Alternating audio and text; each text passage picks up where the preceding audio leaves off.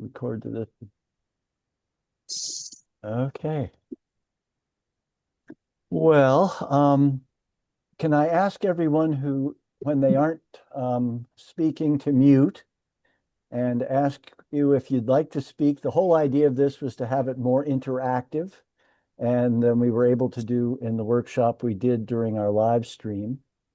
And the purpose of today's meeting is simply to do some exploration of the possibilities of nonviolent defense as a way of dealing with both the threats that we seem to be getting from our neighbor to the south, and actions and things that we might be working on to try and reduce that threat and to so could people please mute your mic? Oh dear, I'm getting an echo from somebody else's thing. Okay. I think I can mute. It's ours phone. It's ours phone. It's ours phone. It's ours phone.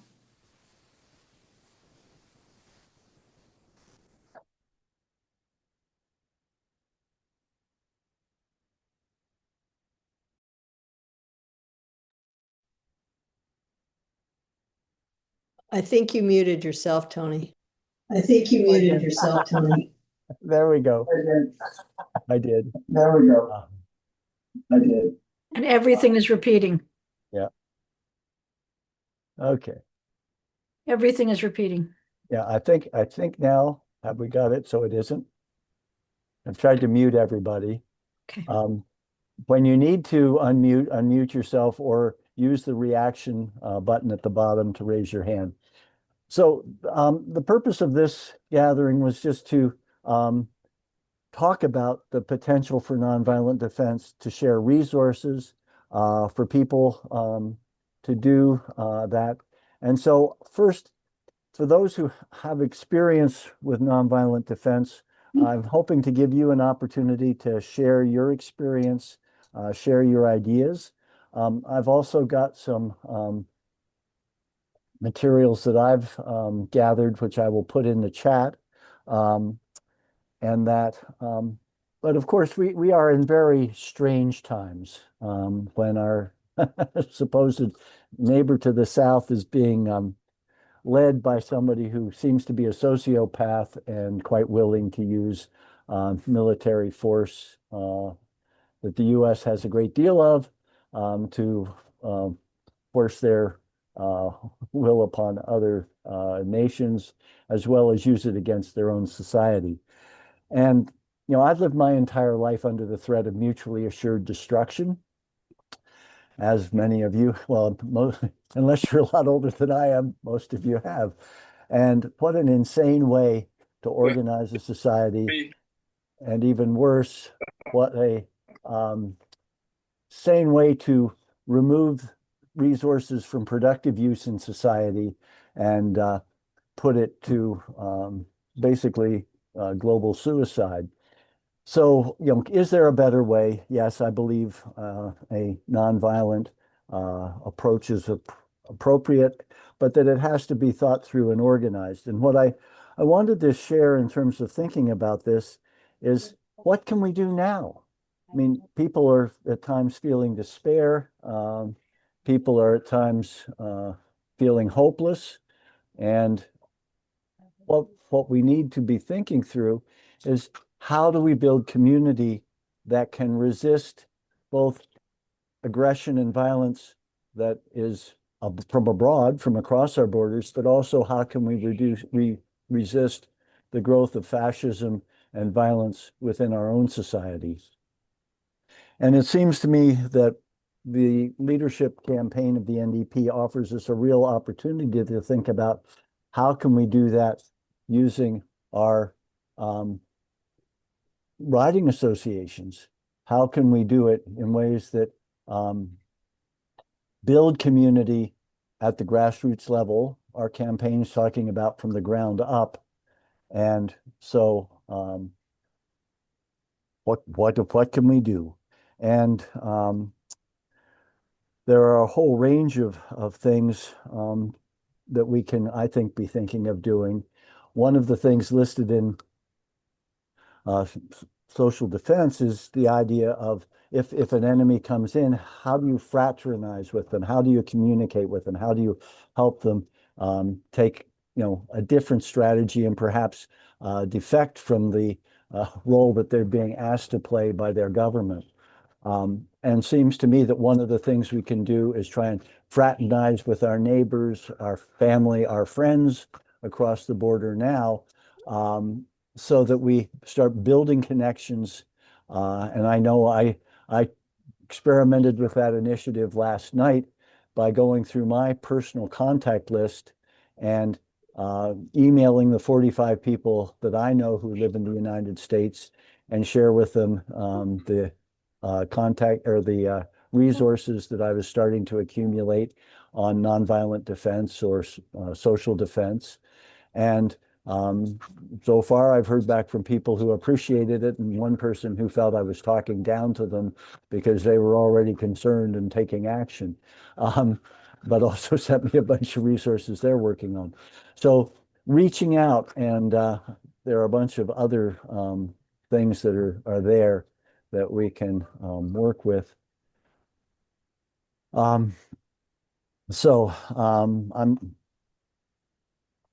Before we get into more of that, this could be a time for people to share what they already know about in terms of social defense or nonviolent defense.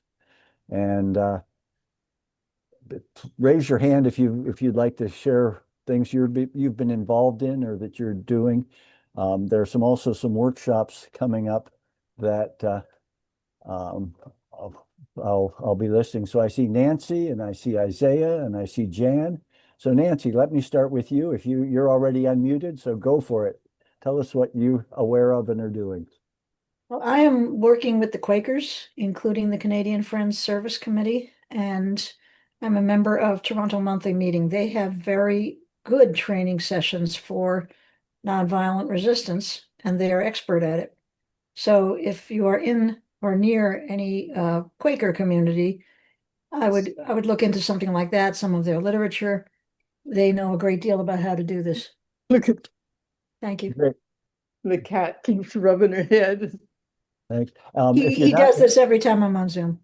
If you're not speaking, I'd ask folks to mute so that we don't get too many echoes. Isaiah, I see that you've got your hand up. Thanks, Tony, and I appreciate that you're hosting this hour drop-in. So Jan and I are here. We're both part of the new Canadian Coalition for Nonviolent Defense, which emerged as a group of grassroots groups seeking to promote this idea of nonviolent defense in Canada. We're currently laying the groundwork for local and sector-based chapters of our organization in both cities and parts of society across Canada.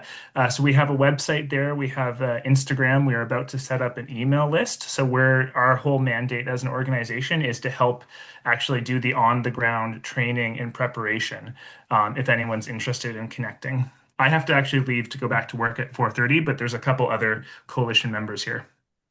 Great. And do you want to post your contact information in the chat so people can copy it? And I'll do my best to copy the chat.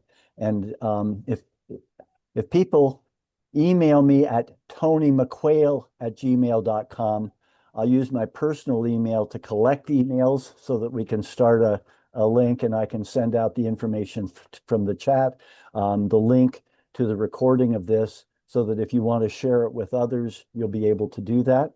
So yeah, email me at tonymcquail@gmail.com and I'll start putting that together. And then I'm hoping somebody else might volunteer to look after it, because I am juggling a lot of balls between the leadership campaign, my farm commitments to my daughter, and my grandkids, and helping out with that as well. So, but yeah, well, I'll serve as a focal point initially. And Jan, I see your hands up as well.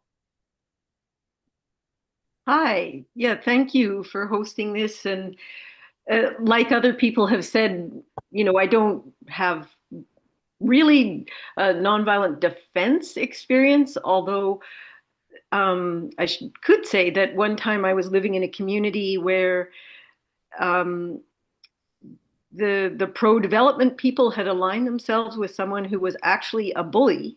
Like, people felt physically threatened, and it turned out they had reason to feel that way. And I ended up getting involved and realizing how a lot of what needs to be done is just building solidarity, getting real information out. So, for instance, in our case, I think protecting the CBC and ensuring that it's sharing stories of nonviolence is like ground zero for what we need for nonviolent defense. So much of what we need to do is just open our minds, because usually when we think of defense, we imagine guns and so on. Every Remembrance Day, we get those images. But when you think about real life and how security happens, how safety happens, it has nothing to do with guns and so on. So, and I'm even a bit concerned that in our effort to protect ourselves, we could end up forming. I gather there's already some uh, beginning of a citizen militia type thing happening. And as one of my friends pointed out, the idea of having more people in our communities with weapons is probably not going to make us safer. And the last thing I want to say is, well, just two things. One is I'm in BC, on Texada Island, and I'd love to connect with other people in BC who are interested. So I'll put my email in the chat. And also, um, I just wanted to encourage people to really try and fill their minds with these stories of nonviolence. There's so many coming out of Minneapolis right now, but there's many, many of them. And one of the people working with us in the um, Canadian Coalition for Nonviolent Defense, Coalition Canadienne pour la Défense Non Violente, is Chris Houston, who is in Bancroft with the Canadian Peace Museum there. And he also does weekly stories of peace. So he's collecting those stories too. There's lots of resources out there. Yeah. Great. Well, that is certainly a wonderful segue into one of the things I wanted to touch on, which is changing how we think. And in the background here in my work is the Hazel Henderson's cake chart, which is a paradigm changer. Thinking about, if you look at the cake chart, she said, I'm an economist. I'm tired of pie charts. I want a cake chart. And her cake chart has nature as the bottom layer, family and community as the next layer, and then the public sector and the private sector. And she said the really important thing to understand is every layer depends on the layers below it. And of course, military action and violent military action is absolutely destructive of all of those layers. And we have to understand that if we choose to try and have a military response to defense, and particularly defense against the United States, it is destructive of our existing support for social programs, because we're reallocating money away from healthcare, away from education, away from all the things that we could be supporting in our community. So it's incredibly destructive, and it's also very centralized. And our historic military has been very integrated with the US military. So in fact, we may be strengthening the very things that will be used against us as a civil society and as a community in Canada. So that's why civilian nonviolence defense is such an important concept, or social defense, because it builds community strength and it builds community capacity to resist oppression coming both across our borders and within our borders. It can be used against government, the Canadian government, if it oversteps its bounds, and it's currently being used against the US government as it oversteps its bounds under Trump. But it also can be used in labor disputes, civil rights efforts, work on behalf of Indigenous people. So it's a very powerful tool that can be really valuable. And so we need to be thinking about how we can do that. Britta, I see your hand is up. Yeah, hey there. Yeah, I just I have quite a few friends in the States actually, and I know them through like yoga and movements like that. So it's pretty comforting right now, and kind of different and weird because people are talking about just speaking like a different way than I'm familiar with, like almost like they're enemies or something. I'm like, no, like these are my friends, it's not hard for me to imagine like not being violent at all. And it's kind of neat to have that whole like concept of defense being something that like I have a network of people that make me feel safer, not I don't worry about being hurt by them. But yeah, it is a bit strange right now to have that because the attitude is a little bit different in mainstream than I have in my own life. So yeah. Okay, great. Thanks, Britta. I put in the chat some resources on nonviolent defense and social defense. In the free download that is the second link mentioned, there's a really interesting, in their prologue, a discussion of sort of what it could look like. And then, of course, a bunch of information and work on examples around the world over the years of nonviolent defense actions. And in many cases, they were ones where spontaneously people got together and it confronted an oppressor, an invasion from different sources. But the point is, with organization, we could do it so much more effectively. And that's where, given that this is an NDP leadership race workshop that I'm giving, the power of using this kind of information with our electoral district associations, our riding associations, and using that to reach out and help support people across in our communities at this time of high anxiety, worry about things, can be a way of really mobilizing people and helping give them tools. There's also in that list in the chat this workshop coming up, Unarmed Civilian Defense Instead of War, being sponsored by World Beyond War. And they've got a sliding scale to register for it. And I'm hoping to participate. I registered today. But we need to help people understand that we have an alternative, because in terms of our minds, in terms of the sort of message that we get, it's not only on Remembrance Day that we get a military message. In many of our movies, many of our television series, all these treat military action, violence, and war as if they have solved problems. But from my experience, and my father basically said to me when I was a kid, he said, World War I sowed the seeds and spawned World War II. Well, certainly in my day, World War II spawned a Cold War, which diverted trillions of dollars, millions of people hours, and lots of ingenuity and technology from serving human needs and helping us solve our damage to the environment into what at best, when never used, is still terribly diverting of the needs of society, and when used is incredibly destructive, as we witness daily throughout our lives, and certainly currently with Ukraine and Gaza, and then the various other tragedies around the world.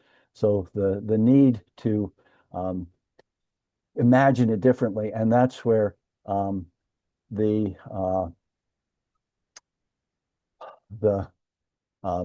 vision in the prologue to the download, the book on social defense, can really help us think about how to do things differently and envision things differently.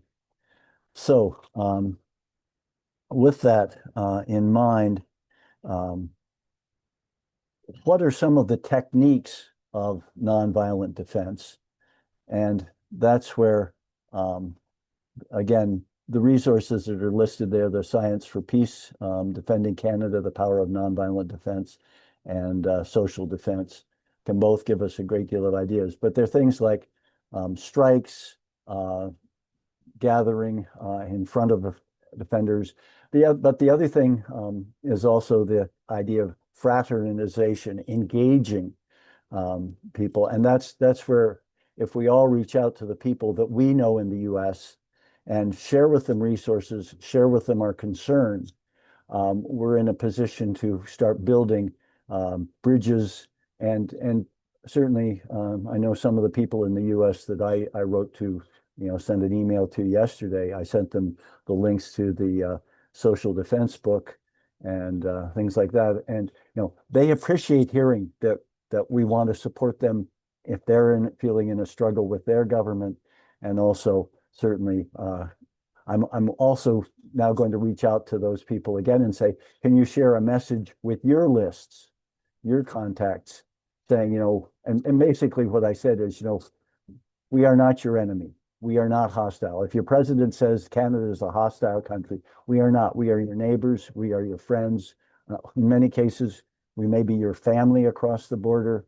And, we need to reduce this kind of rhetoric. We need to recognize that we need to be working together to reduce violence and reduce the threat of violence. So Lynn, I see your hand is up. You want to jump in? And people, please feel free to jump in. The whole idea was this to make it was an interactive discussion, which we weren't able to do when we did the live stream last week. So Lynn, you're unmuted? So Yeah. go for it. Thank you.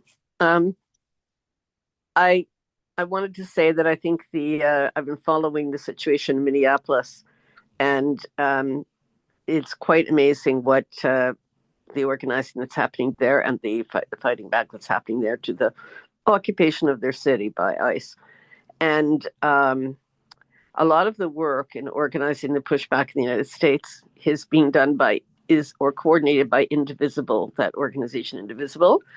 And the Sunrise Movement, which is a lot of young people, they've been working for years trying to get better climate advocates elected, but they have pivoted to working on this whole resistance across the country. And for people who might be interested, Sunrise Movement was founded by students of George Lakey. He taught in college for many years.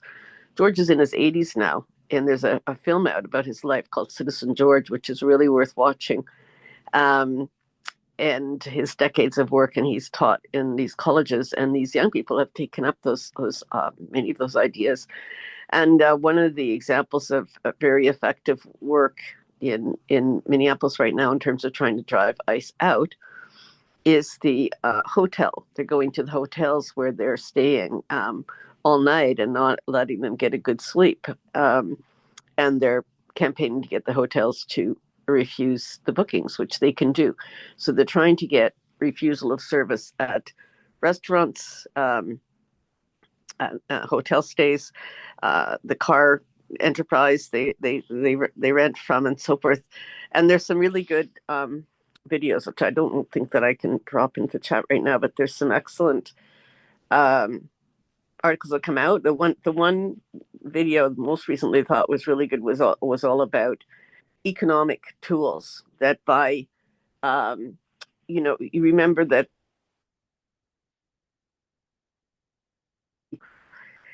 campaigned against Disney to get the reinstatement of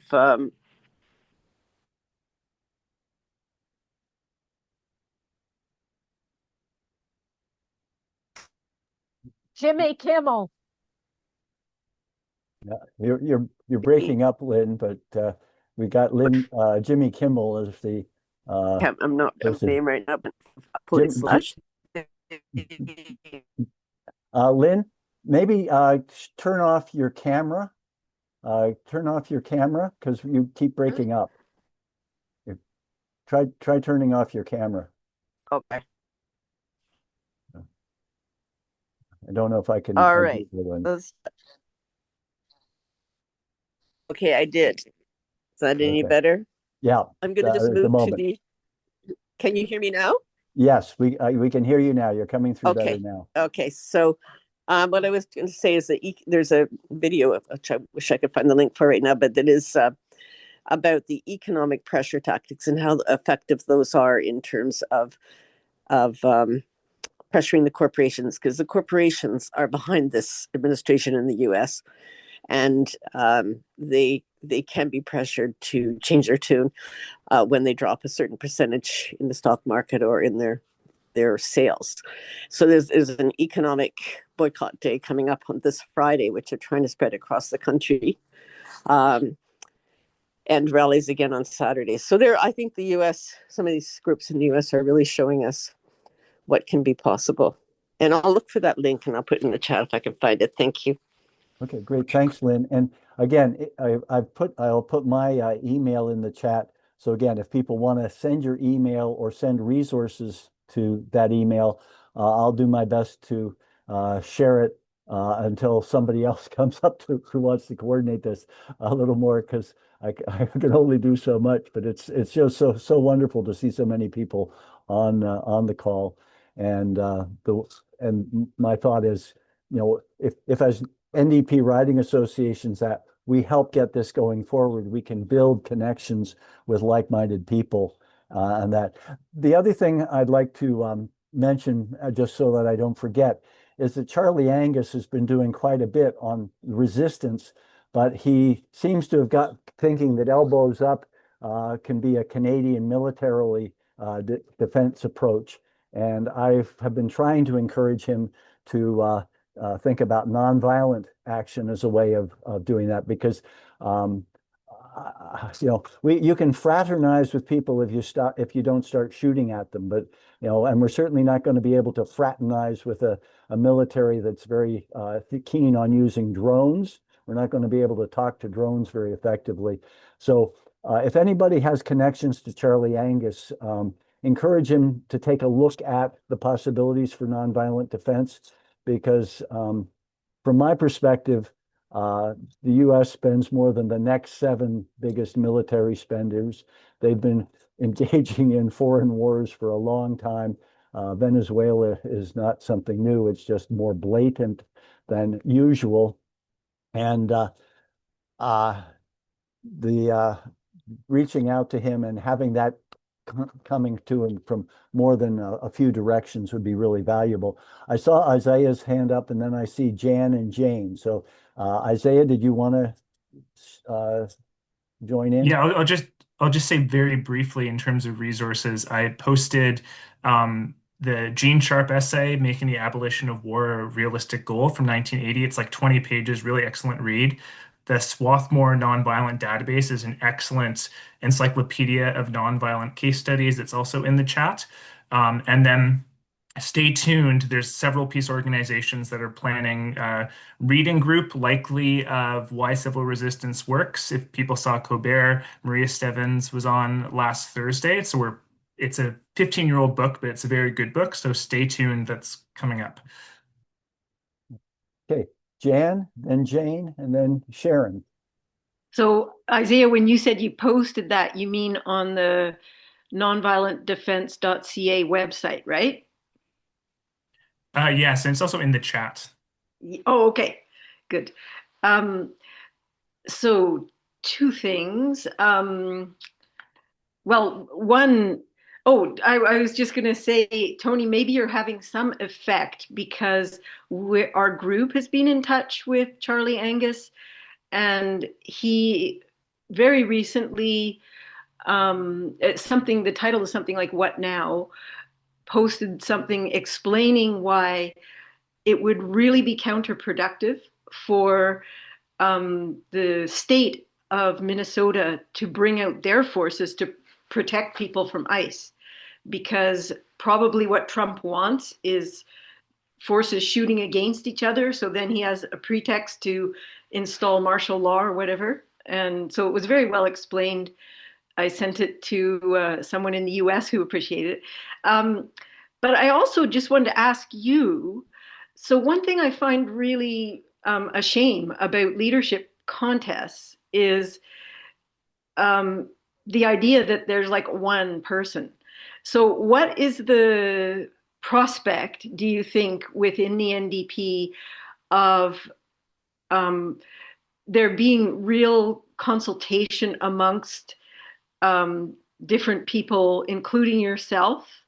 But I know Tennille Johnson, for instance, is really interested in universal basic income, things like that. Like, what is the prospect for really keeping a good network and not just having such a leader focused operation in the NDP? Well, I am very hopeful that there will. I have been trying to run, I mean, I've been arguing that we need to deal with first past the post by collaboration, cooperation, building a coalition.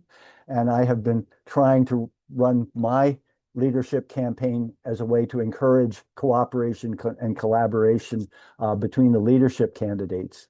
And what I'm certainly hearing from the grassroots is that feeling that we don't need a top-down leadership approach or a guidance by focus groups approach to our policies and politics and our involvement. And I think there's a great hunger for a rebuilding of and reconnection with riding associations and the people in them across the country.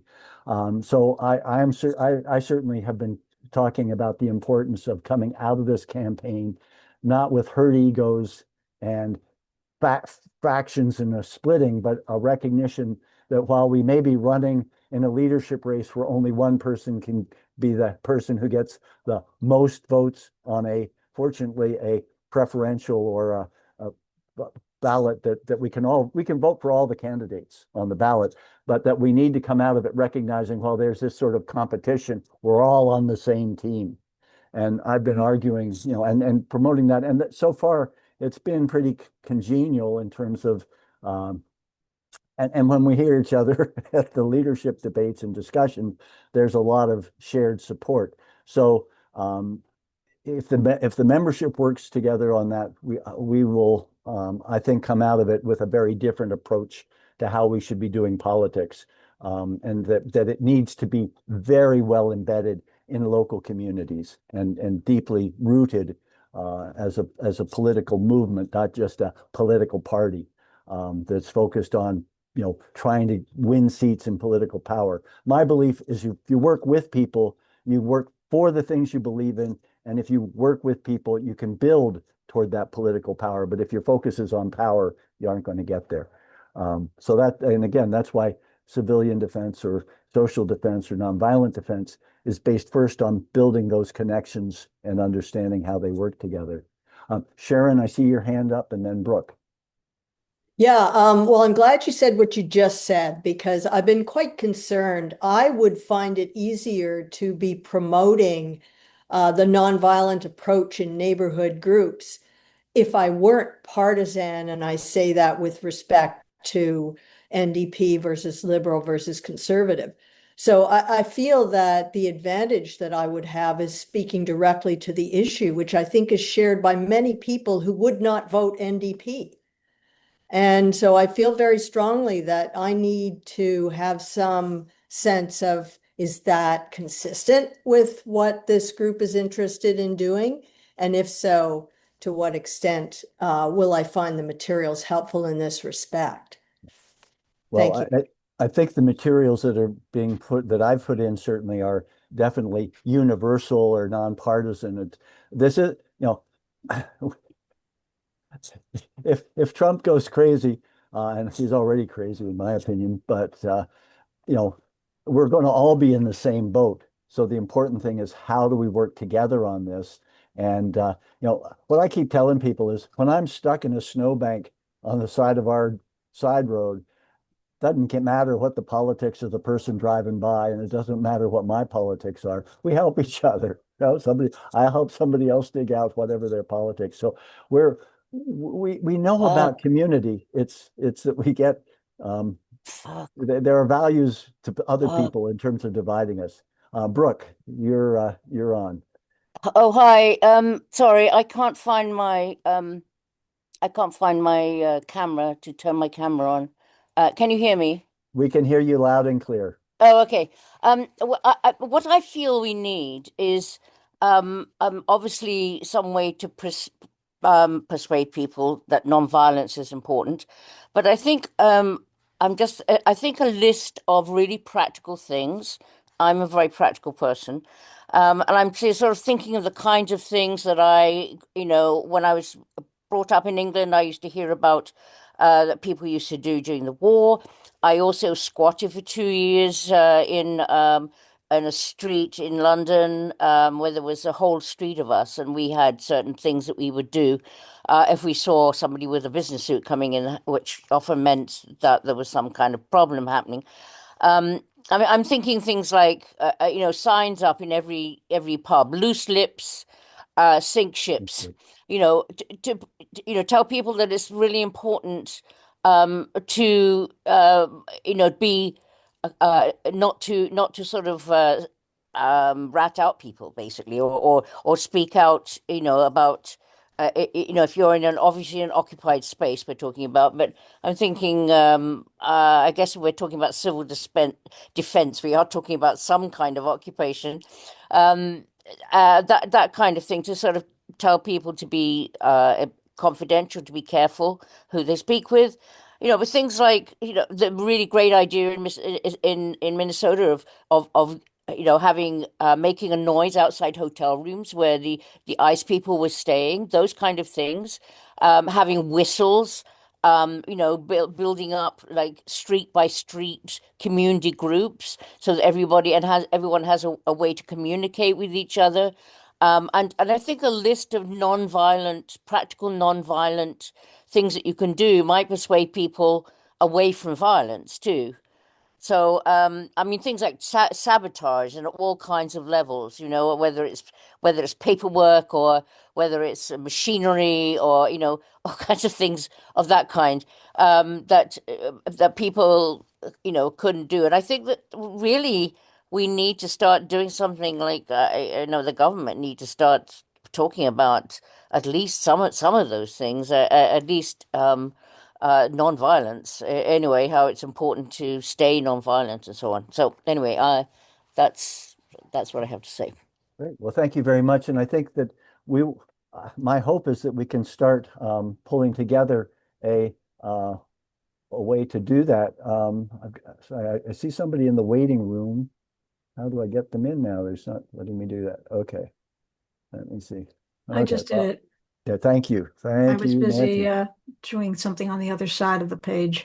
Okay. Well, I mean, there are resources out there, and if you read the social defense booklet, even just reading the prologue, that'll give you a bunch of ideas of kind of organizational work. But certainly, I mean, we live in this digital era, and we've come through COVID, which has been very destructive and hard on many of the sort of person-to-person activities. I mean, our square dance club got canceled. Our choirs got stopped. A whole bunch of different things, sort of where people connected with each other. But this is an opportunity to reach out into our communities and perhaps advertise a meeting to talk about what do we do? What can we do now? How can we engage in nonviolent defense? Could I just say one thing that I think?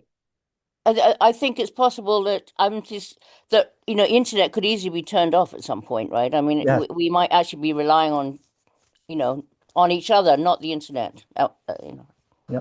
Well, in the prologue, they talk about passenger pigeons and Yeah.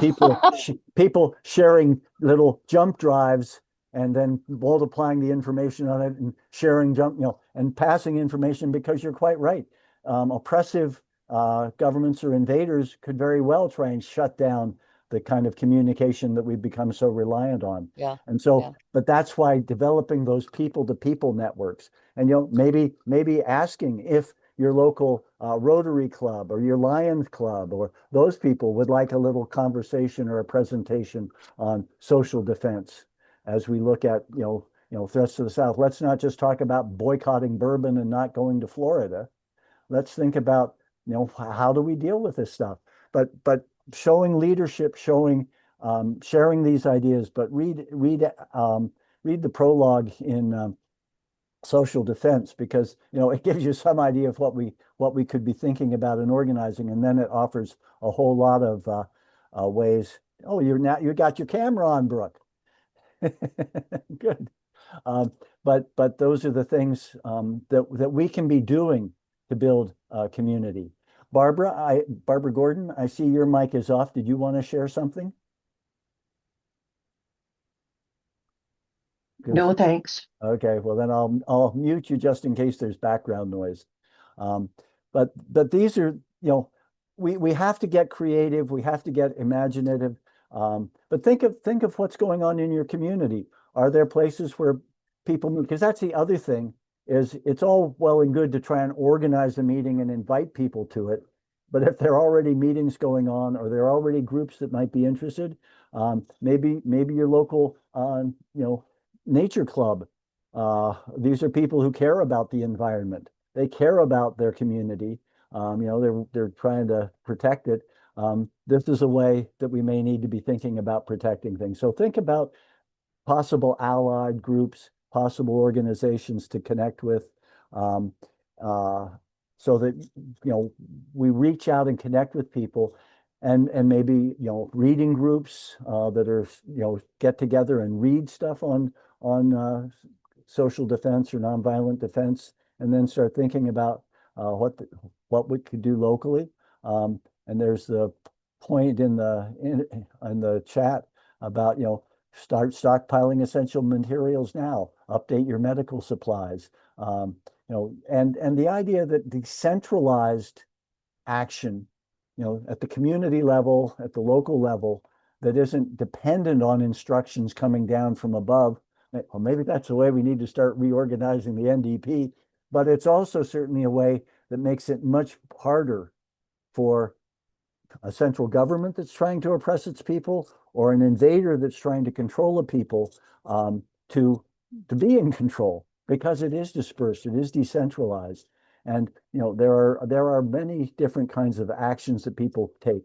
And an invader and a central government depend on the cooperation of the people that they're trying to control.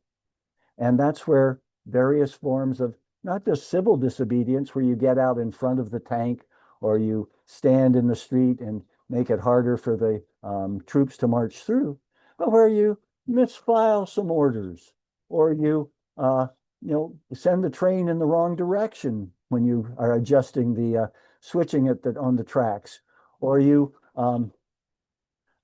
they're in some of the resources listed. There are lots of demonstrations of how ordinary people just going about their job went about it very inefficiently or incorrectly, or, oh my gosh, we dropped that wrench down into that gearbox. Oh, shucks, grind, grind, grind. So there are many, many ways, the way you can do it. And the other thing is, if enough people do it together, it builds solidarity, but also makes it very, very hard for the oppressor, wherever they are and whoever they are, to justify violence against people. And that's the other point that is incredibly important, is that when we're dealing with this kind of thing, you don't want it to tip over into violence, because that justifies the violent behavior and the violent oppression of the oppressor in a way that when you respond nonviolently, it doesn't. And you have much more what Gandhi would have called soul force, and Martin Luther King as well, is that by being nonviolent, you take away the justification of the military oppression or the violent oppression. And that makes it then so much easier to reach out and to the soldiers. Because the other thing that it's always important to understand is the people who are on the front line in military actions are not the people who make the decisions. They're the people who got drafted. They're the people who were poor and went into the Army or the Navy or whatever as a economic benefit in the States. By having such a weakened social support system in the States, the US has made their military an attractive place of social advancement and progress. So, they feed off, their military system feeds off their fragmented healthcare system, their poor education system, their social discrimination and economic discrimination. But, in addition to writing to folks in the States, maybe Canada should have a social media campaign talking about the benefits of a healthcare system that is still relatively universal, despite provincial premiers trying to starve it to death. But, we need to be figuring out how to subvert the people on the front line so that they start being more interested in working with the people they're supposed to be oppressing. Yeah, you're right. Yeah, Nancy's saying, military recruits are also fed a steady diet of Fox News, and that's true. But I mean, if you read some of the examples in the books, they also have eyes, and they have to see the reality in front of them as well as the stories they're being told. Nonviolence defense is not a miracle. It doesn't work perfectly, but in terms of the limits on a couple of things, limits on casualties amongst the population, limits on the destruction of infrastructure, those are, obvious things. But one of the problems of a military response is you then become much more like the people you're supposedly opposing. You are losing the values that you are trying to defend when you do it militarily, because now you're having to be violent and respond to violence with violent responses.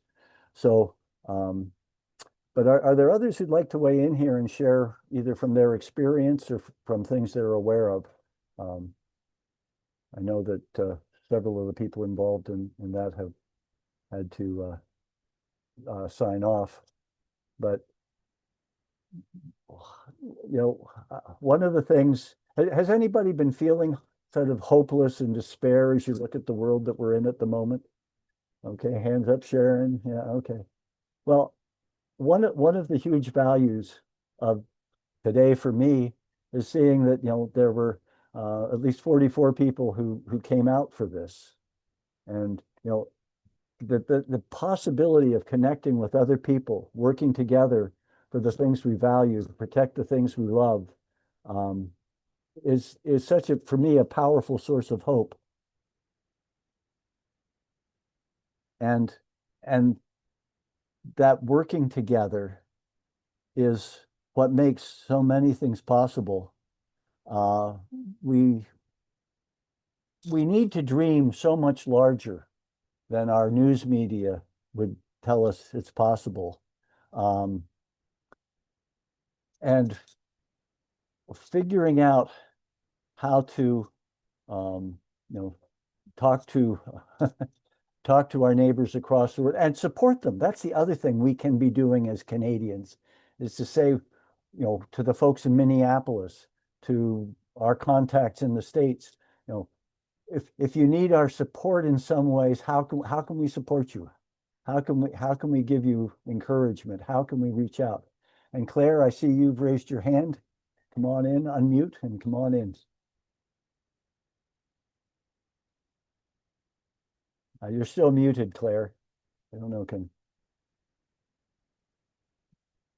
it should be a little button on your microphone on my screen, at least, is down in the lower left-hand side. And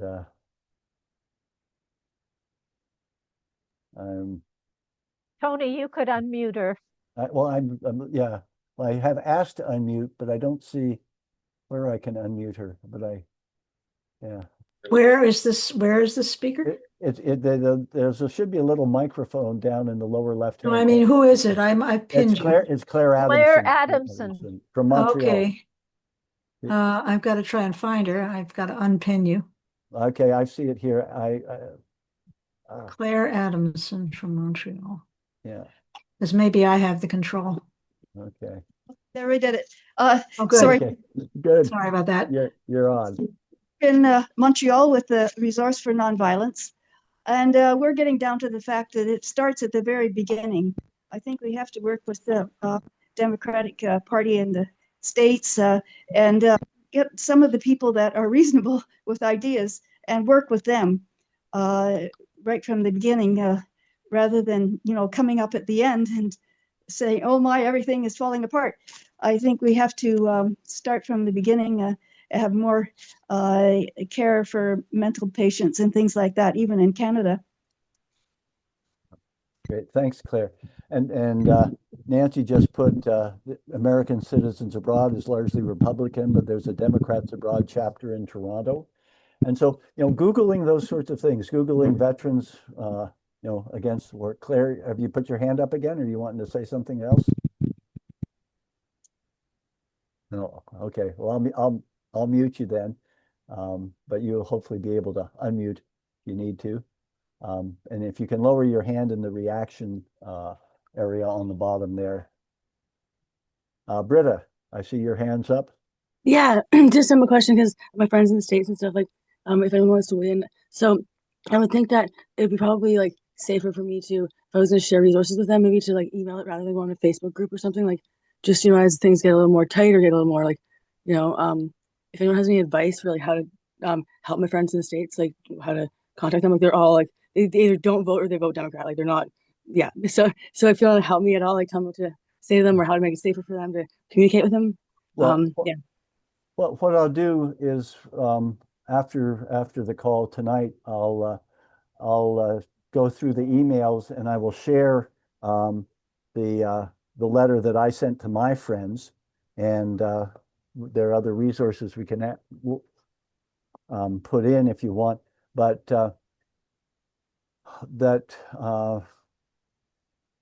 what I'm also going to do is follow up with people and say, and maybe write a different letter that talks about the fact that as a Canadian, I don't feel I'm an enemy to the US or that I'm hostile, but that we're concerned about, what we see happening and the kind of division that's there.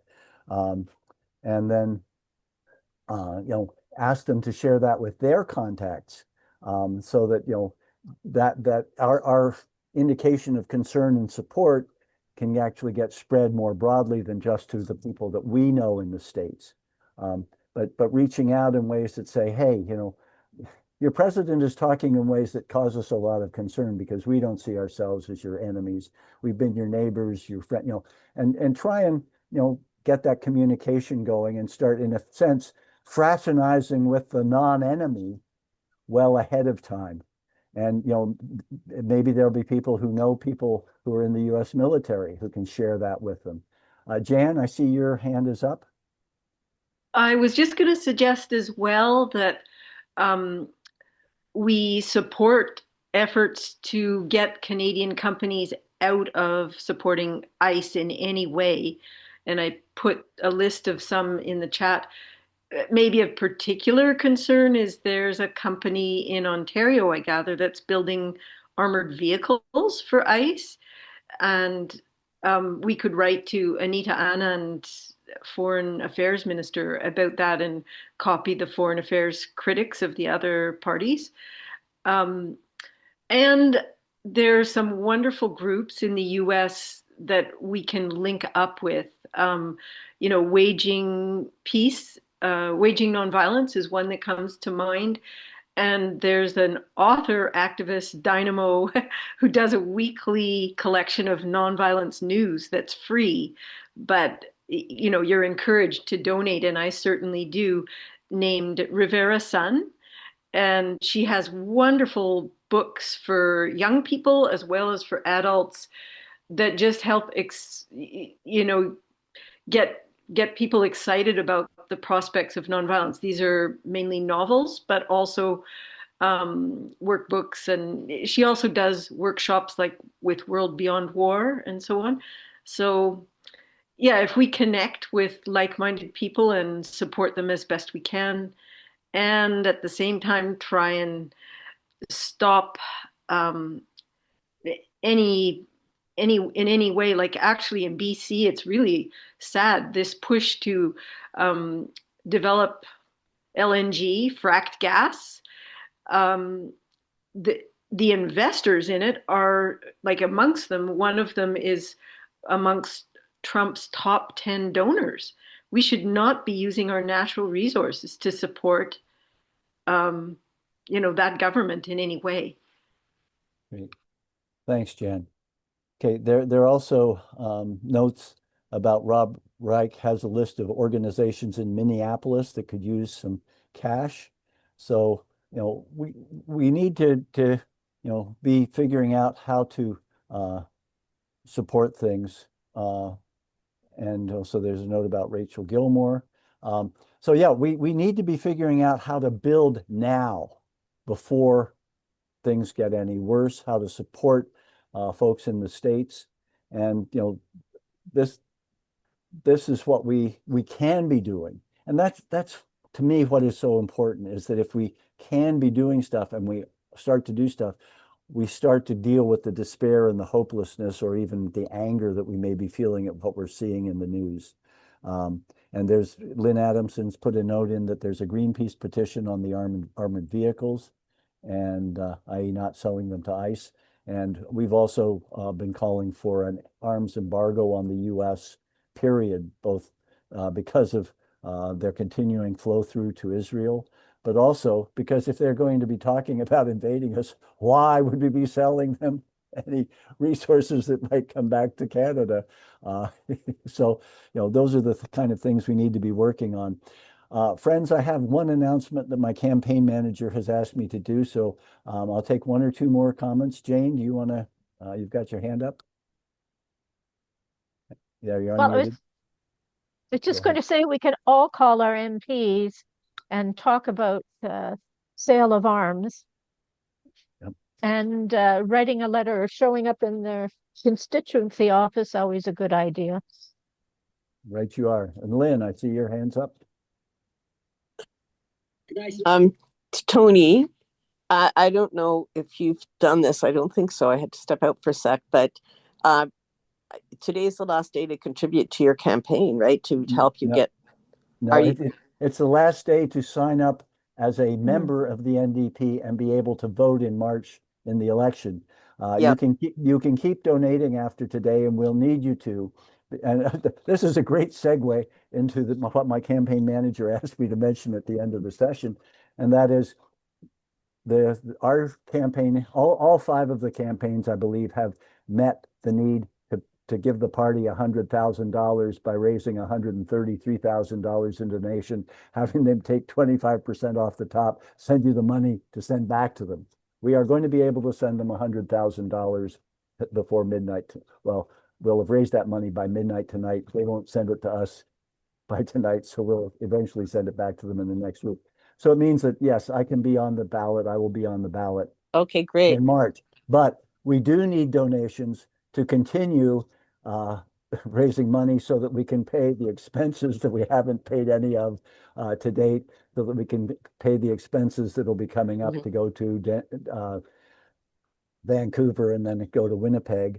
And we'll also have to pay an auditor's fee at the end of the process that will prove that we in fact spent the money and account for it appropriately. So if you think what we're doing in the campaign, my campaign manager asked me to ask you to support our campaign, and you can go to donate on our website, which is Tony McQuail greenprogressive.ca. The Tony McQuail Green Progressive is all one word. Just pop in the link for joining the NDP. So if anybody on the call hasn't joined, they can do it by midnight tonight. Great. I'd have that be that's a link I don't have right handy. Well, you just want people to go to ndp.ca and then I think it's donate or join or something. Yeah. ndp.ca will get you there. Okay. Thank you and good luck, and congratulations on raising that. Well, thank you. Installment. Well, it has been a remarkable experience to see the way people have supported the 4 R's of representation, regeneration, redistribution, and redesign that we've brought to the campaign. And it's been very exciting to me. And we will be doing more workshops on building local riding associations. And in February and March, I'm willing to do individual, meet with individual riding associations for an hour or an hour and a half to talk about what they can be doing to build their own capacity. And certainly this aspect of reaching out into the community to work on nonviolence would be one of the things I would love to work on with people. So we're plugging away on some pretty interesting and exciting ways of transforming our society. So friends, thank you all for joining. This was aimed to be an hour workshop, and our hour is up. Thank you all for coming, and I will do my best to both copy the information in the chat and then also save the video and make that link available. And if you want to, get information from this, send it to tonymcquail@gmail.com, and I will compile a list of those emails and then get that information out to people. So again, thank you all for coming, and may the rest of your day go well. Thank Take you. care. Thanks, Tony. Thank you, Tony, Thank for you your all. Thanks, dedication. everyone. Take care. Bye-bye. Thank you, everybody. Thanks, Bye-bye. Tony. You're so welcome all. Take care, Brian. Signing Okay. off. Thank Yep. you. Yep. Okay, there's the recording.